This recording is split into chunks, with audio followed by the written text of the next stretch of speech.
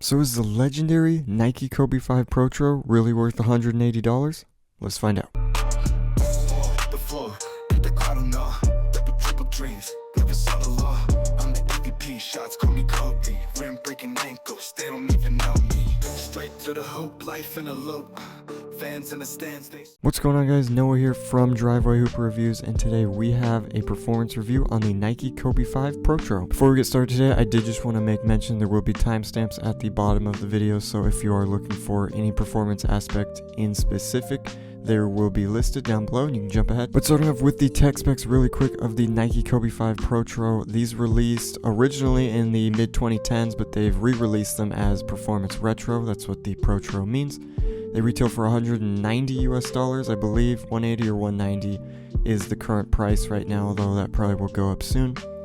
They're usually pretty limited. They only drop on sneakers typically. You cannot find just typical stock of these.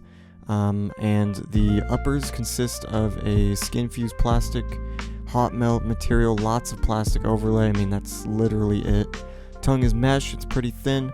Then you've got just a standard mesh backing throughout the heel with a decent amount of padding, a pretty big external plastic heel counter in the back, and then the traction is going to be this heartbeat pattern, this one is semi-translucent with a touch of solid rubber in that black. You do have a carbon fiber midfoot shank plate that is bottom loaded and isolated to the midfoot, and then the cushion setup is going to be Cushlon with a turbo zoom unit in the forefoot. So I ended up playing quite a bit in these, probably for about 2 to 3 months prior to this video going out. I did play mostly indoors. I didn't really want to take these outdoors, but I was unable to get B-roll footage of me playing indoors, so the B-roll you will be seeing will be outdoors. And I did play a few sessions in those recently, so I will give a little bit of commentary on that as well. But getting into the uppers and how they felt, how they played, like I said, it's just a lot of they call it skin fused, but it's really just plastic. It's just a huge plastic overlay, very thick plastic actually. It's kind of hard to move. It's really just pretty substantial, so decent containment there. These suck to break in, I'm not gonna lie, these were not great to break in. Just, you know, plastic like this is gonna take a while. You can see the medial side, it's like really sharp on the edge right here. It still doesn't flow super well. I've played in these for months, so that's kind of disappointing. And the tongue is very thin. I did get some lace irritation because of that. This is not the regular tongue. I think the regular tongue uses Nike Torch, which is like foam, and then it's got a bunch of little like hexagonal holes punched out in it. This one does not have that. It's just kind of like a snake skin, very thin mesh, and then that same mesh is seen on the back of the shoe here. Heel padding, not great. It's okay, but it tapers off significantly, like a huge drop off. So I did not like that. The heel counter on this is super nice though. You do feel really locked in. There is a good amount of lockdown. Heel slip, not a ton, a little bit starting out, but once you break it in, it's a lot better.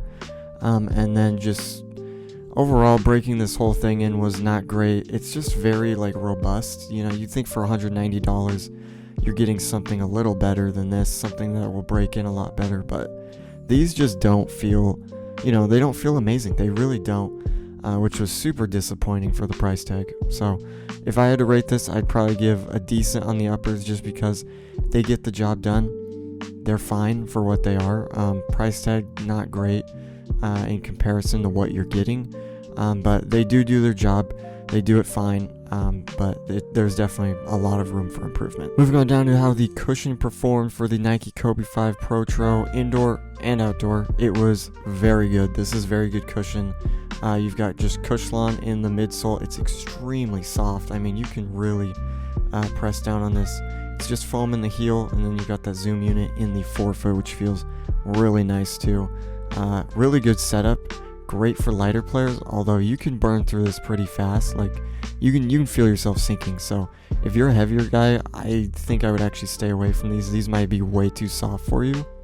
But for lighter players, lighter guards that like this type of setup, it's really low to the ground. You get a lot of bounce, especially with that shank plate. One thing I did want to note on carbon fiber shank plates like these, this one's glass based, but this happens to all carbon fiber shoes. I pretty much use is I get a little bit of tendonitis from using this. It really puts a strain on my arch, so if you have those issues playing basketball, I would probably stay away from a shoe with a carbon fiber shank, because it's probably going to hurt a lot at first and take a while to kind of for your foot to get used to. So overall though, the cushion was good. Outdoors, very good. Did sink down a little bit. It was a little sinky, but you did get a decent amount of bounce and a lot of pop from that shank. So overall, I'd rate the cushion setup good. Moving on down to the traction of the Nike Kobe V Protro, you've got this like heartbeat monitor pattern, they're calling it, and then you do have obviously that little bit of exposed shank plate right there in the midfoot, and then you have some foam and the logo of the Kobe sheath or shield, I don't know what it's called, in the heel. And this traction pattern's super good. Very hard stops, sticks like glue on clean courts, and dusty courts it does completely fine on. This is one of the best traction patterns I've ever used for dusty courts, and I've played on some really bad courts, so super good for that. Outdoors, they actually felt really good too. Lots of squeak and just really hard stops too, so I really like that also.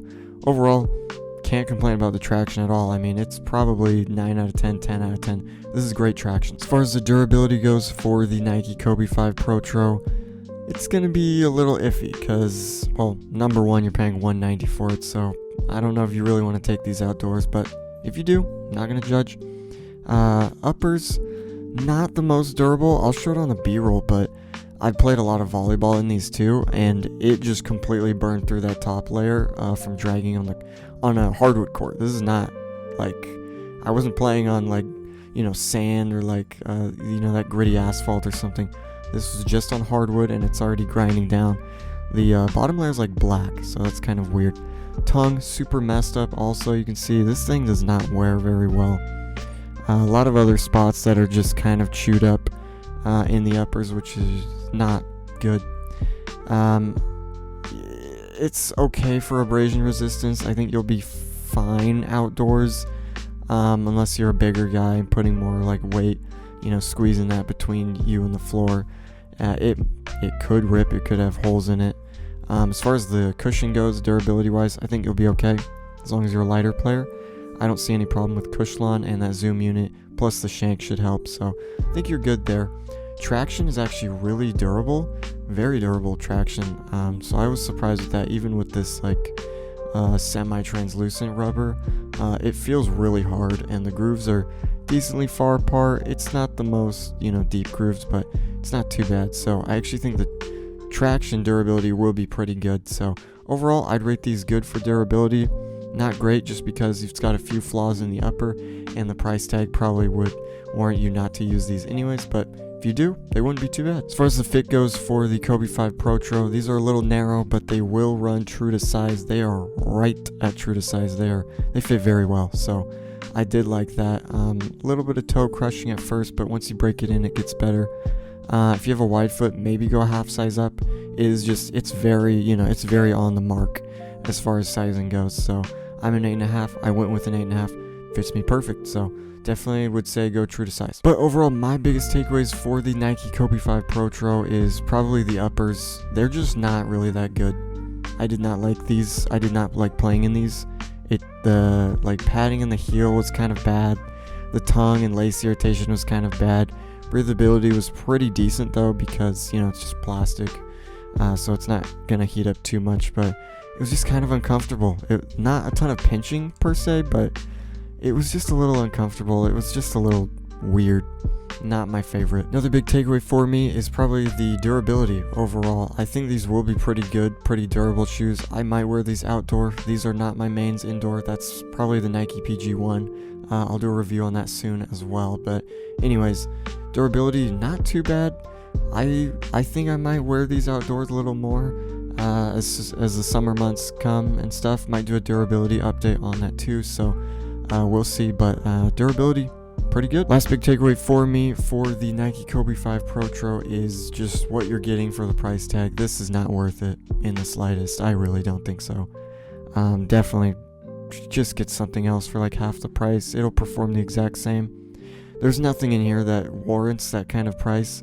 maybe the cushion setup and shank plate, but other than that, I mean, you're paying for the name. That's all I can say. But thank you guys for watching this review on the Nike Kobe V Protro. I hope you guys enjoyed it, and we will have a lot of other videos coming up. I'll probably do a PG1 review and maybe a comparison between that and the Nike Book one, seeing which debut signature shoe was better. I've got some retros coming as well, like the Adidas Crazy 98. I'll be doing a review on that. And I'll have a few other things in the pipeline. I'll try and post a little more consistently. I did go back to my old mic. The sound quality is just so much better, so I thought I'd just stick with it. But thank you guys for your support. Make sure to subscribe, like the video, and I'll see you in the next one.